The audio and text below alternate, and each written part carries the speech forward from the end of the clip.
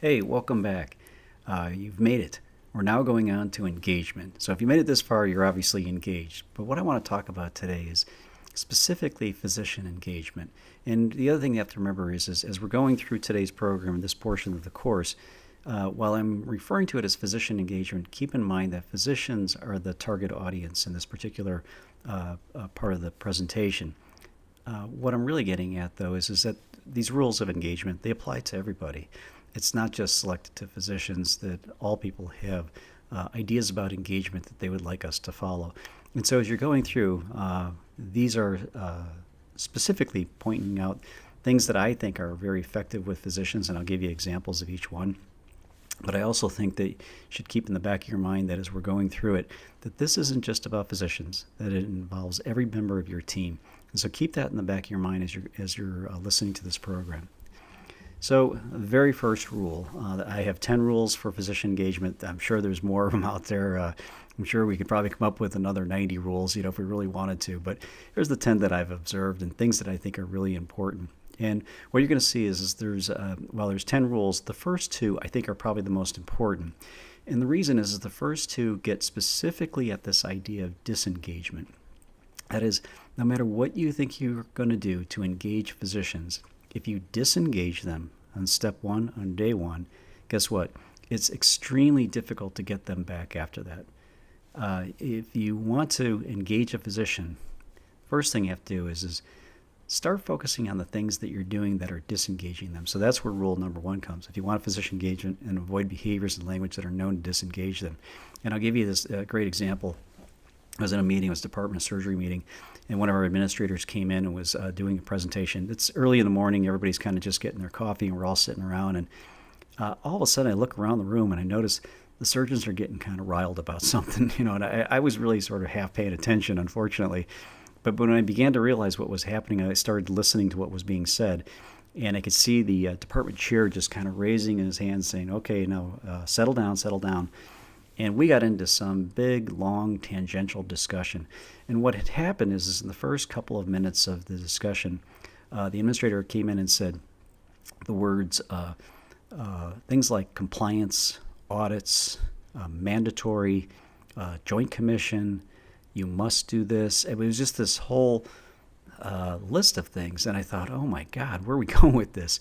Next thing you know, we got into this big, long discussion about why we were even part of the joint commission. And we couldn't get anywhere. We never heard the rest of the story. And she ended up leaving, and I said, okay, I'll look into it. About a week later, she came and gave the exact same presentation to our C-suite. And I was working as a chief medical officer there, so I was in on this discussion. And as we were sitting there giving the exact same presentation, what I heard was after she used all the exact same language, she said, what I'd like to report is our hand washing rates have increased. Audits have demonstrated that, and the thing about it is that's good news. In fact, actually, it was great news for those of you who have ever been involved in any hand washing committees over the years.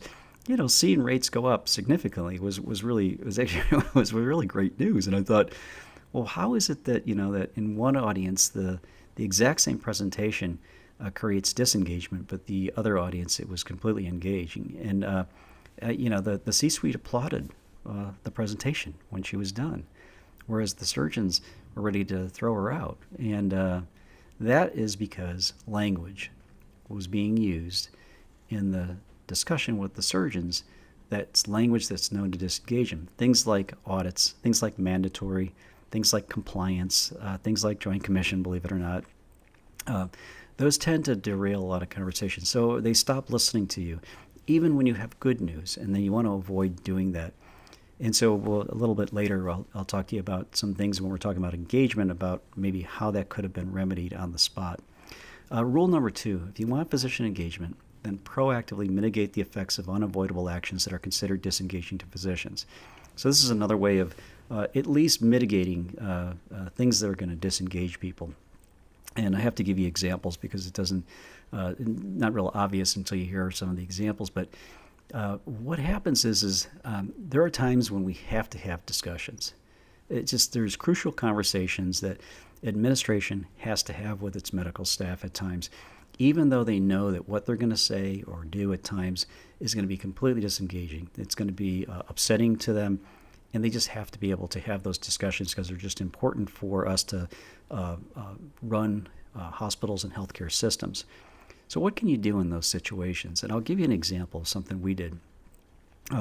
We were looking at a particular, where I was working with supply chain management with the value analysis program, and we were looking at a particular product. It was an implant, and we wanted to go back to the vendors and negotiate a little bit more aggressively on price. And we were able to do that. In fact, all of the vendors except for one of them was willing to negotiate with us and come in at a fair price, what we thought was a fair market price for the implants. And one of the vendors decided to be a little bit more, say, proactive for their sake, and go out to the physicians and make a big point of that. We weren't negotiating with them in good faith. Now, we knew they were going to do that. So before that happened, we went out to them. We ran usage lists, and we wanted to know, and what a usage list is, we just wanted to know who are the physicians who were using this particular vendor. And we went out to them and told them what we were doing and explained to them why we were doing it. And not only that, but we said this is probably going to end up where we're not going to be able to get a contract with them, and they're going to go off contract and therefore not on our supply formulary, and therefore that implant was no longer going to be available after a certain date.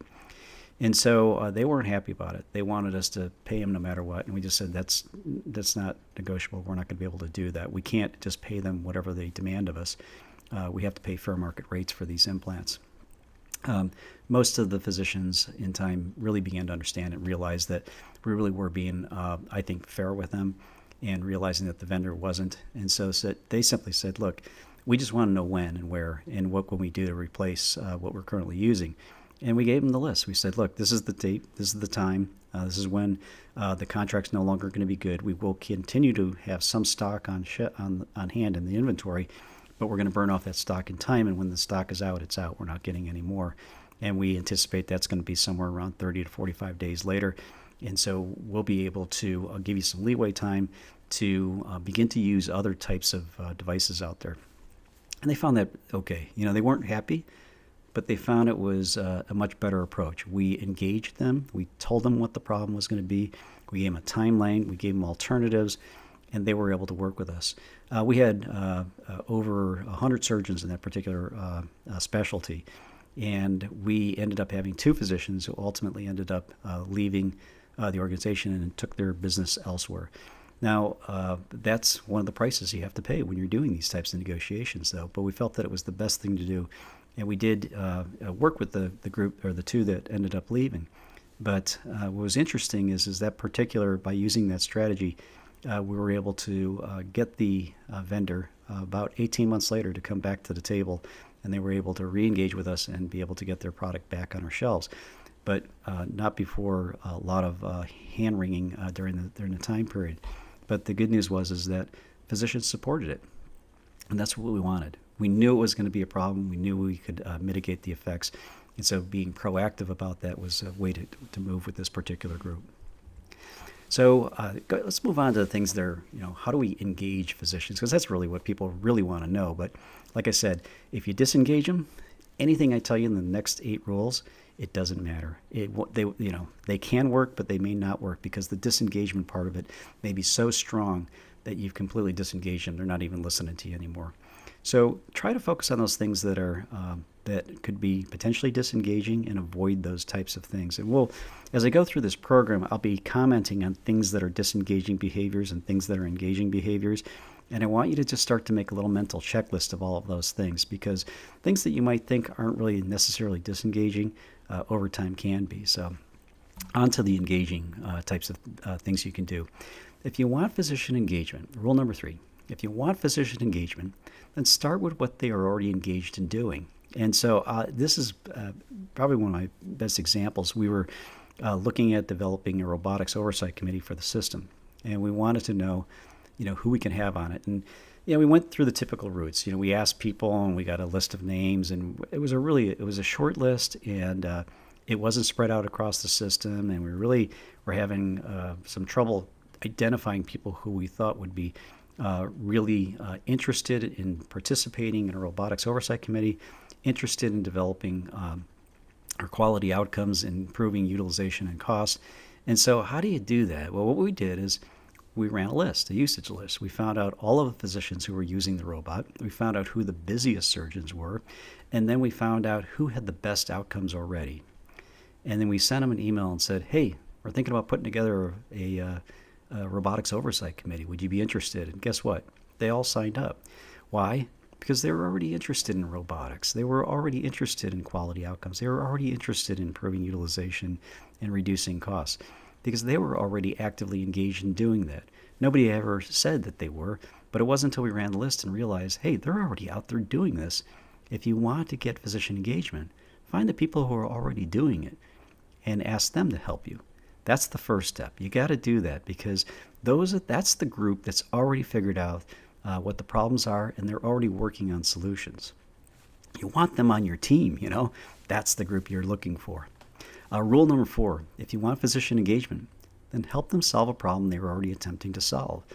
And I ran into this one. It was interesting. We were looking at complications in bowel surgery, and we're trying to figure out what kind of program we could put together. And we're kind of eyeing an enhanced recovery after surgery program.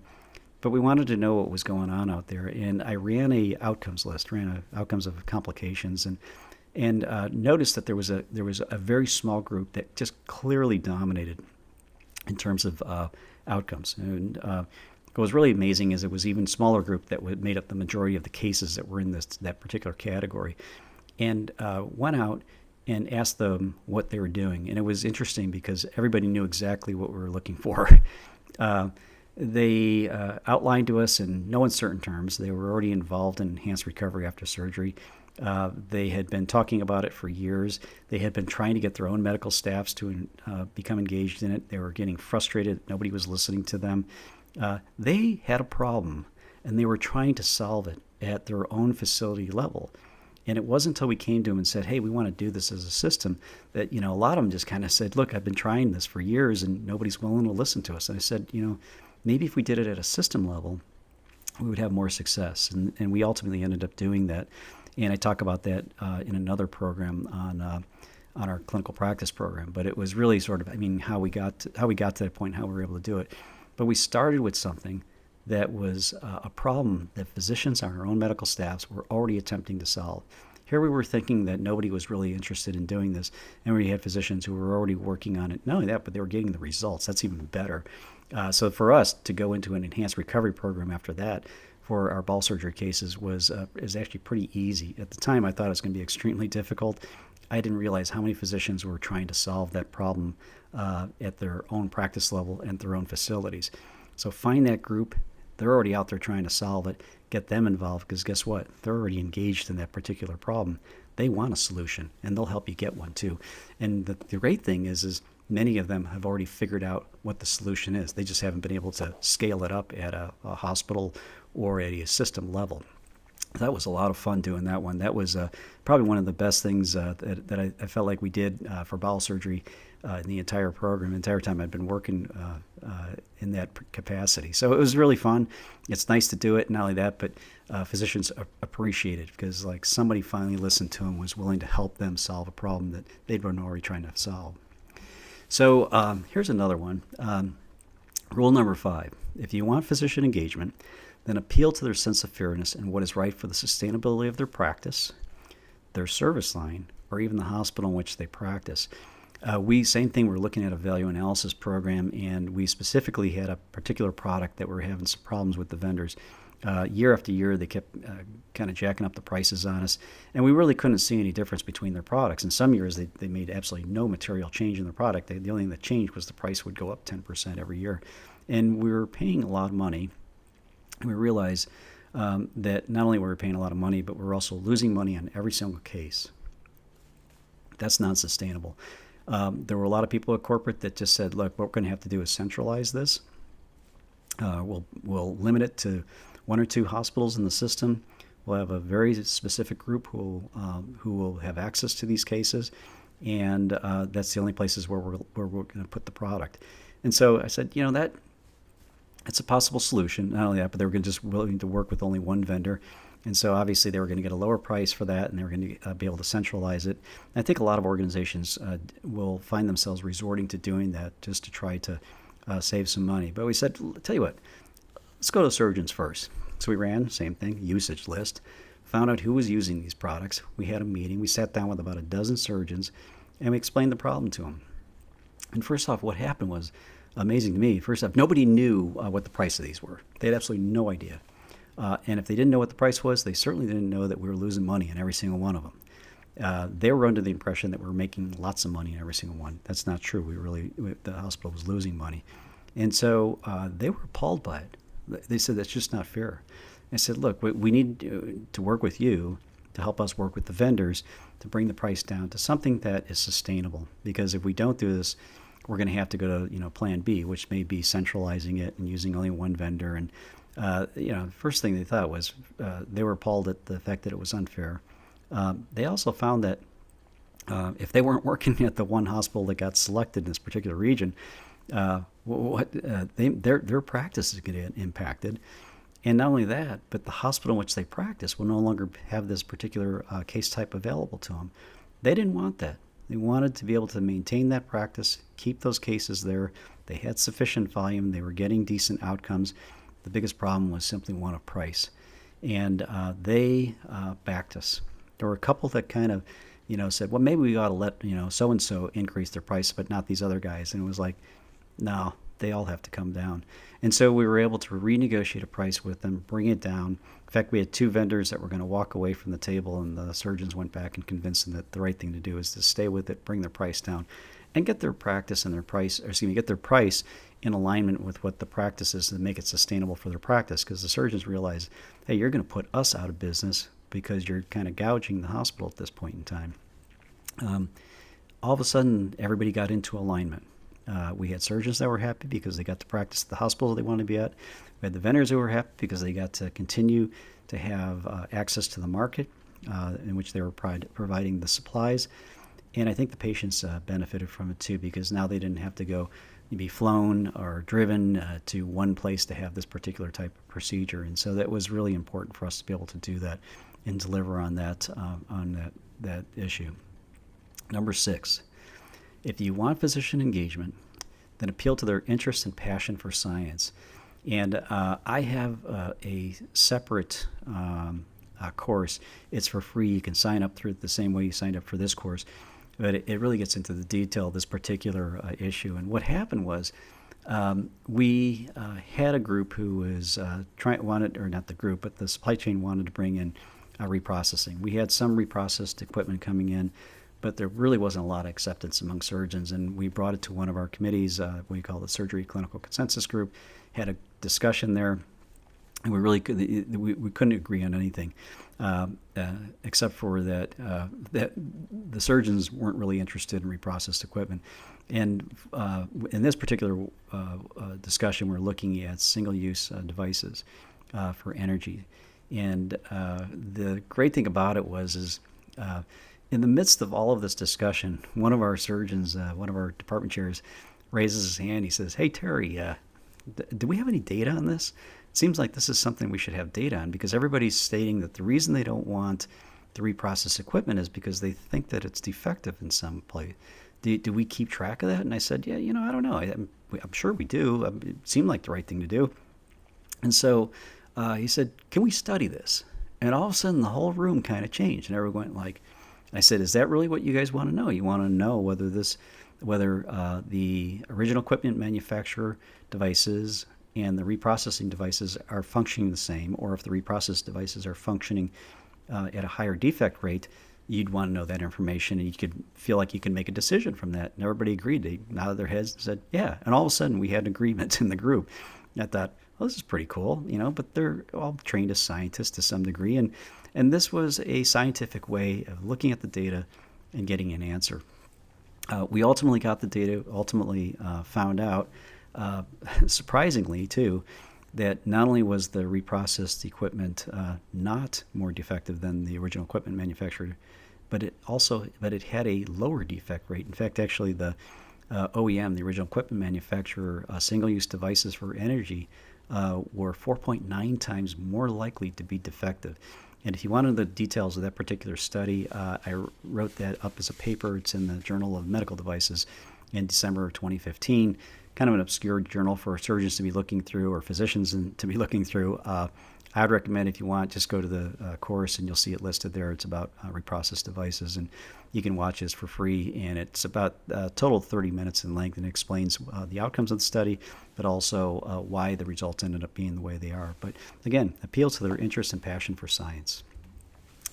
Rule number 7, if you want physician engagement, then appeal to their competitive spirit.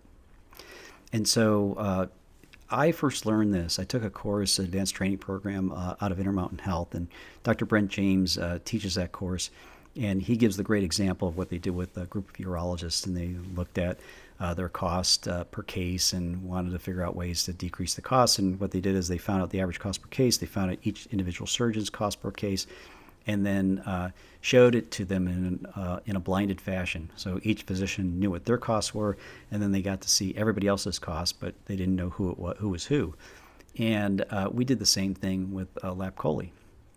We were looking at supply costs as well, and wanted to know if this was something that we could do to help surgeons become more aware. What was interesting, we didn't start there though. We started by just simply showing them the prices of things that they were using, and it didn't change anything. Just because a physician knows how much something costs doesn't mean that they're going to not use it or avoid using it or find a replacement for it. But when we showed them the information and compared them to other surgeons in their community, things changed. All of a sudden, they were looking at it much differently and found themselves starting to have discussions about, well, who does have the lowest cost? And hey, can we get some information on outcomes? And oh, by the way, why is it so-and-so who has the lowest costs also has the lowest complication rates? And it's like, that's the high-value surgeon. That's why. That's someone who's figured out how to keep complications down and keep costs down at the same time. And that's the great thing about it is there's people, if your organization is large enough, I guarantee you're going to have somebody in your company who has already figured this out. Go find those people. And what's interesting is show your people the data. Show your surgeons what the data is. And robotics is a great one because we keep an enormous amount of data on robotics. So it was a lot of fun. And so that was a way to get surgeons engaged in looking at costs.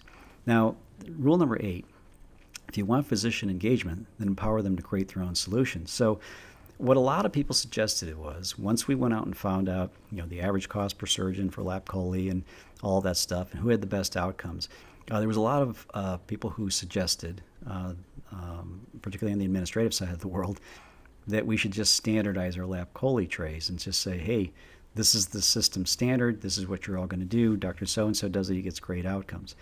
And I really balked at that one. It's not that I don't think that could work. I just found that the way we were going to implement that just wasn't really going to be, I just didn't think it was going to be that effective. I thought we were going to disengage our physicians. A lot of surgeons like to have a say in their toolkit, so to speak, and they don't like other people coming in and messing with it. So we went to one of our groups and we said, here's the data. You're seeing the data. You figure out. You come up with a solution. And what was amazing was they came to pretty much the exact same conclusion that we were going to do at a system, but it was their solution. In fact, actually, they were able to implement it a lot more effectively. And not only that, but we're able to, I thought, have a more thoughtful preference card development. So the group came up with a single preference card for the group. They came up with sort of rules around how they would add things and subtract things from that, and that it sort of had to go through a committee. They wanted to know what people were doing in terms of outcomes and how could we standardize that for the group. It was really fascinating. I mean, this group literally went from 10 people who were doing their own thing to 10 surgeons who are now united behind a single group way of doing it. In fact, actually, they went out after that and said, we want to market ourselves to the payers and say, we're the high value group. You should be sending your cases to us. And I thought it was pretty interesting because not only we have a physician engagement when we empower them to create their own solution, but now they were looking at ways that how it was going to help their practice. And that's really what they were looking for. They wanted to have a say in the process, and they wanted to result in something that was not just good for patient care, but also something that was good for their practice. So it was great alignment between hospital, physician group, and patient outcomes. And I just loved it because it's like, not just surgeons, physicians in general are pretty smart people, and they're problem solvers. So give them the problem, give them the data, let them solve their own problems. It's amazing, and they will come up with solutions. It's just you have to have an organized way of doing it, but it's really great to see that spirit get engaged that way. So, rule number 9: if you want physician engagement, then listen to them when they are upset, because they're already maximally engaged and maybe harboring ideas worth considering. And I have to tell you the story because it's how I learned it. People who are upset are engaged, and they are engaged like you won't believe. Sometimes to a point of not helping their own cause. And this was a situation that I ran into. I was about ready to leave on vacation. Literally, my wife was packing up the car, and I was ready to get going. And next thing I know, I got a call. One of our surgeons wants to talk to me. And my secretary's like, "Oh man, he's upset." And I just, all right, put him on. I'll talk to him. I picked up the phone, and he was not just upset. He was hot, very extremely upset. He was blistering my ears. He was so upset. I never heard anybody drop more F-bombs in a half hour of conversation than this guy did. And it was just like I just kind of kept my mouth shut and listened and let him go on. I knew him. I'd worked with him before. It was like, okay, I got to let him just talk it out and let him get it completely off his shoulders, and then he calms down. And while he was complaining, though, he was going on and on about different things, and I was scribbling some notes on a notepad, and just kind of writing some stuff down, just absent-mindedly, not really, kind of more just letting him decompress. And every once in a while, I'd scribble some stuff down. And after a half hour of venting, we were able to have a more cordial conversation. We had another 30 minutes of discussion. I said, "Tell you what, we'll talk again when I get back from vacation." And he said, thanked me and said, "Have a great vacation." And I thought, all right. I left, came back a little over a week later, and I was going through my notes, or going through my mail and stuff like that on my desk, and I ran across this notepad, and I saw some notes written on it, and I completely forgot what that conversation, at that point in time. And I started reading the notes, and I was like, oh yeah, that's a great idea. We really need to do that. And it just dawned on me. I said, wait a second. These are the notes from when I was having that conversation with the very angry surgeon. Buried underneath all of that hostility, that anger, all of that passion, were some ideas. He had some really good ideas that we ultimately ended up implementing. But it's amazing how sometimes we forget, when people are upset, we're sort of focused on their behavior and on their words. Like I said, it was like every other word seemed like it was an F-bomb, and I was like, oh my God, where's he going with this, And I wasn't really listening to what he was saying, but for some reason, subconsciously, I was writing down some notes, and turned out that he really had some pretty good ideas. I'm not recommending that everybody who comes in and is upset and angry and dropping F-bombs is going to have great ideas. What I am saying is we have to learn how to put the filters on. If you want physician engagement, put the filters on. Listen to them when they're upset. Get rid of all of the hostile words and expressions and behaviors, and simply listen to what the message is they're saying, because buried underneath that, you'll be surprised. You're going to find some ideas worth considering. And guess what? If you go about implementing those ideas, you already know who's in your camp, right? That's the one physician who brought it to you. And it's a way of bringing on physician engagement in some of our most upsetting situations. And so it's a way of kind of reverse that process, and that is use that to your advantage. You now have somebody who's engaged, and if you have a good idea buried in it, get them into that idea and get them their support behind it, because once they get engaged with you, they'll sell it to other physicians. Obviously they were pretty good. You just gotta warn them. Hey, listen, you don't have to go do the hostile or the angry surgeon thing to get your ideas across. You can just simply promote the ideas. So one way to do it. And then finally, number 10, if you want physician engagement, then communicate with words that positively reflects the things they value. And I want to bring you back to that first discussion I had, which was avoiding the things that are creating disengagement. And so why do you want to do that? Because if you can flip that around and you talk in ways with words and behaviors that physicians value, particularly any target group that you're looking at, you're more likely to get engagement. So instead of that administrator walking in and saying, we were auditing our our hand washing rates, and we're looking at physician compliance with the rates, and there's a mandatory policy regarding physicians, instead of that one, what if it had started out this way? Hey, I'm here to present some good news. I'm sure you're all aware that hospital-acquired infections are related to hand washing rates. And if hand washing rates go up, hospital-acquired infection rates tend to go down.